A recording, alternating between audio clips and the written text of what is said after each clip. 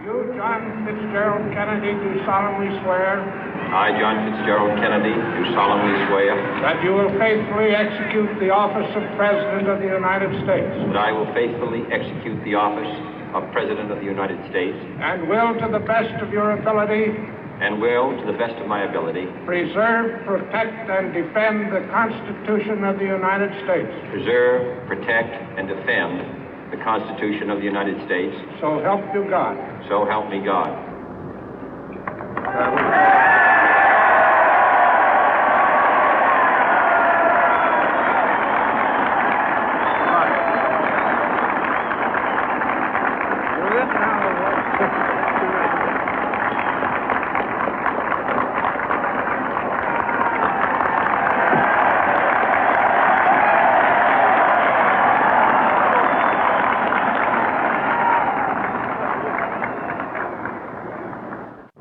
Vice President Johnson, Mr. Speaker, Mr. Chief Justice, President Eisenhower, Vice President Nixon, President Truman, Reverend clergy, fellow citizens.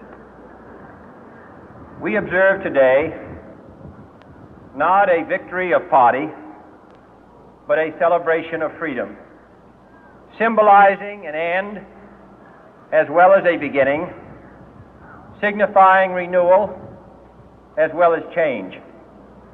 For I have sworn before you and Almighty God the same solemn oath our forebears prescribed nearly a century and 3/4 ago. The world is very different now, for man holds in his mortal hands the power to abolish all forms of human poverty and all forms of human life.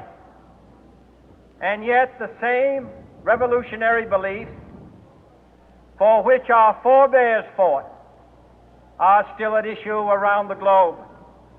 The belief that the rights of man come not from the generosity of the state, but from the hand of God. We dare not forget today that we are the heirs of that first revolution. Let the word go forth from this time and place to friend and foe alike that the torch has been passed to a new generation of Americans born in this century, tempered by war, disciplined by a hard and bitter peace, proud of our ancient heritage, and unwilling to witness or permit the slow undoing of those human rights to which this nation has always been committed and to which we are committed today at home and around the world.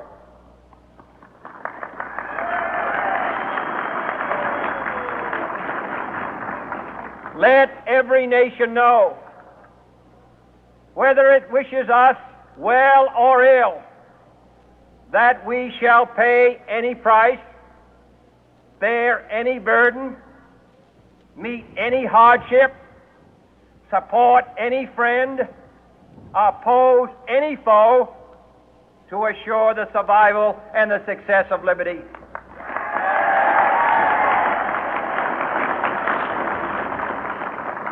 This much we pledge and more.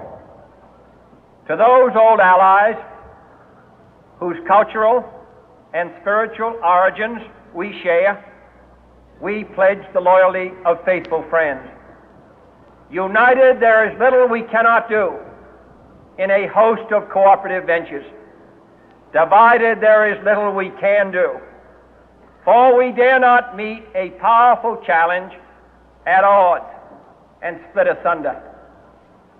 To those new states whom we welcome to the ranks of the free, we pledge our word that one form of colonial control shall not have passed away, merely to be replaced by a far more iron tyranny.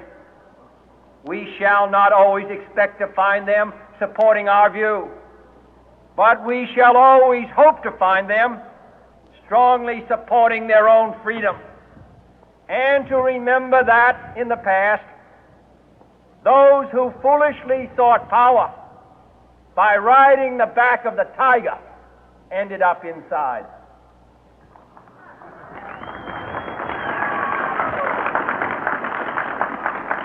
To those people in the huts and villages of half the globe struggling to break the bonds of mass misery, we pledge our best efforts to help them help themselves for whatever period is required, not because the communists may be doing it, not because we seek their votes, but because it is right. If a free society cannot help the many who are poor, it cannot save the few who are rich.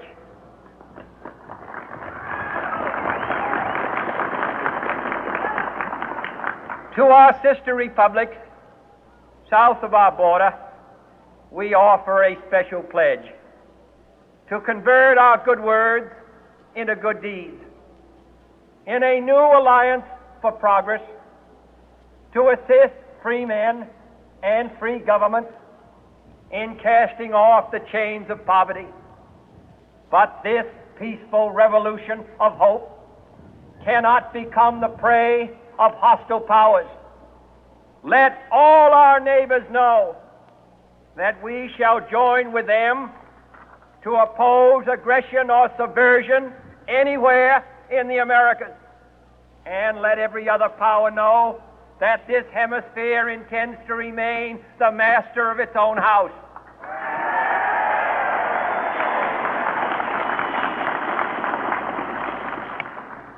To that World Assembly of Sovereign States, the United Nations, our last best hope, in an age where the instruments of war have far outpaced the instruments of peace, we renew our pledge of support to prevent it from becoming merely a forum for invective, to strengthen its shield of the new and the weak, and to enlarge the area in which its writ may run. Finally, to those nations who would make themselves our adversary, we offer not a pledge, but a request that both sides begin anew the quest for peace.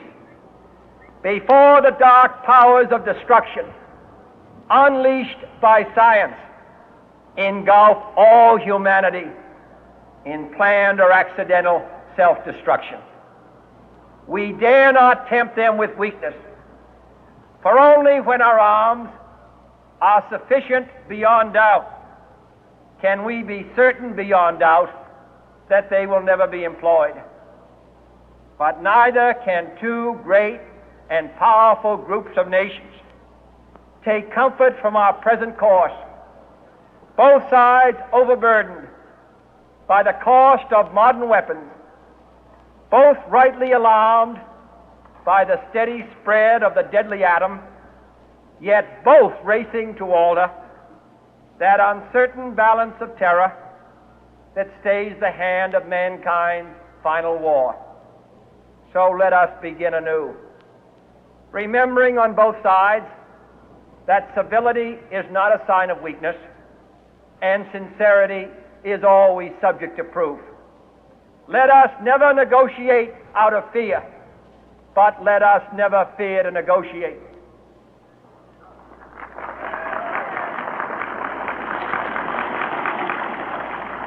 Let both sides explore what problems unite us, instead of belaboring those problems which divide us.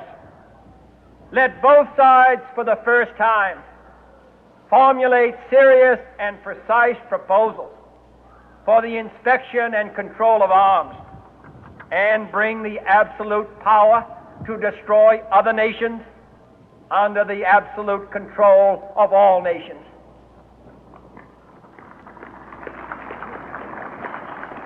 Let both sides seek to invoke the wonders of science instead of its terrors. Together, let us explore the stars, conquer the deserts, eradicate disease, tap the ocean depths, and encourage the arts and commerce.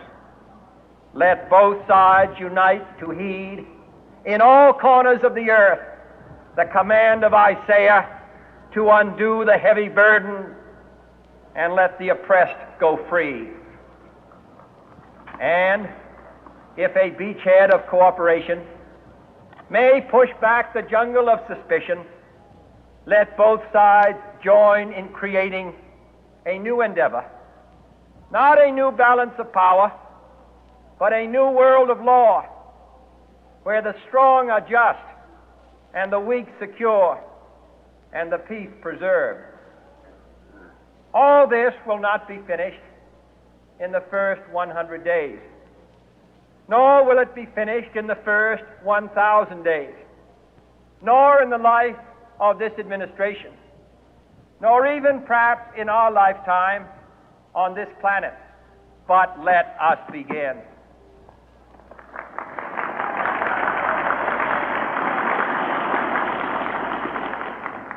In your hands, my fellow citizens, more than mine, will rest the final success or failure of our course.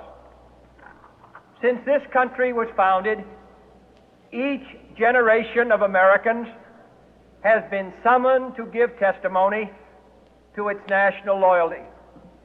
The graves of young Americans who answered the call to service surround the globe.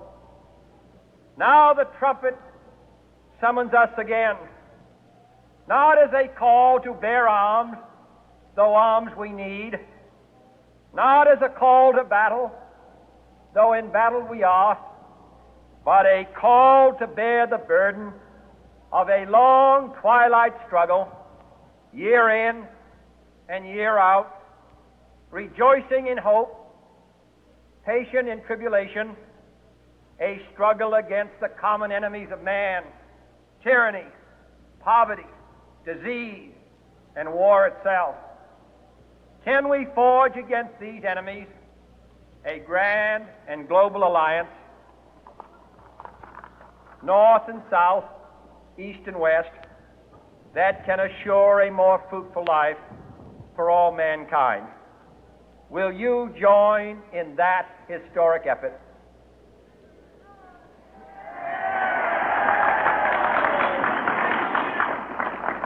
In the long history of the world, only a few generations have been granted the role of defending freedom in its hour of maximum danger.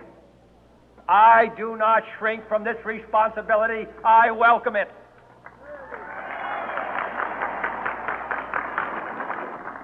I do not believe that any of us would exchange places with any other people or any other generation. The energy, the faith, the devotion which we bring to this endeavor will light our country and all who serve it. And the glow from that fire can truly light the world. And so, my fellow Americans, ask not what your country can do for you. Ask what you can do for your country.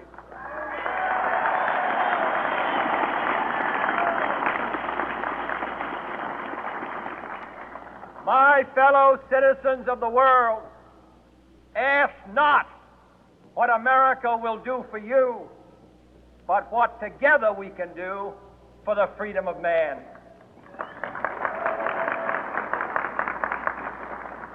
Finally, whether you are citizens of America or citizens of the world, ask of us here the same high standards of strength and sacrifice which we ask of you.